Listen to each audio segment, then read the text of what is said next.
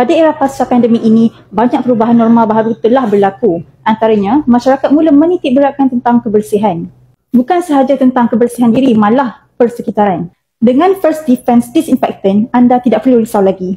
Ianya mampu membunuh dan membasmi kuman sehingga 99.99% dari fabrik serta pada sebarang permukaan termasuklah kayu, seramik, plastik dan sebagainya. Ianya senang, sedia untuk digunakan tanpa perlu dilute dan bilas. Ianya water-based, jadi ia tidak melekit dan berminyak. Paling penting, ia menggunakan bahan selamat, tidak mengandungi alkohol, tidak mudah terbakar. Maka anda boleh gunakan ia untuk membersih permukaan mainan dan juga kerusi bayi. Jom kita tengok pada kandungannya. Disinfektan ini mengandungi bahan benzalkonium chloride yang terbukti dan disahkan berkesan untuk menyahkan pelbagai jenis virus seperti COVID-19 dan influenza. Ia juga merupakan agen antimikrob yang kuat dan berkesan membunuh spektrum bakteria yang luas termasuk bakteria gram positif dan gram negatif. Ia juga mampu untuk merencat pertumbuhan kulat dan algi. Yang kedua, diethyltoluamide, DEET. Biasa digunakan sebagai penghalau serangga yang memberi perlindungan spektrum yang luas berkesan terhadap pelbagai jenis serangga termasuklah nyamuk yang boleh menghantar penyakit seperti malaria, demam denggi, virus Zika dan virus West Nile. Selain itu, lipas, semut, kutu, hama dan serangga yang lain dapat dihalau.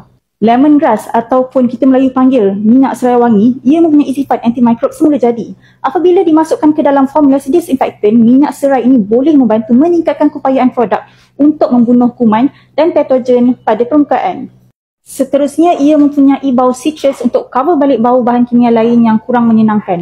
Maksudnya, tak ada masalah pun kita nak mop, nak spray, nak lap satu rumah sebab baunya sangat menyegarkan.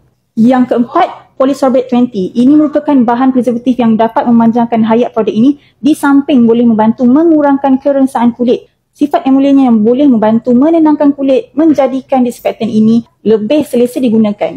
Terutamanya bagi individu yang mempunyai kulit sensitif. Jadi, anda jangan takut kalau cecair ini terkena pada tangan anda sebab ianya tidak bersifat menghakis. Secara kesimpulannya, First Defense Disinfectant ini boleh digunakan untuk mengemop lantai, mengelap segala permukaan, spray pada keseluruhan kawasan dan cucian fabrik.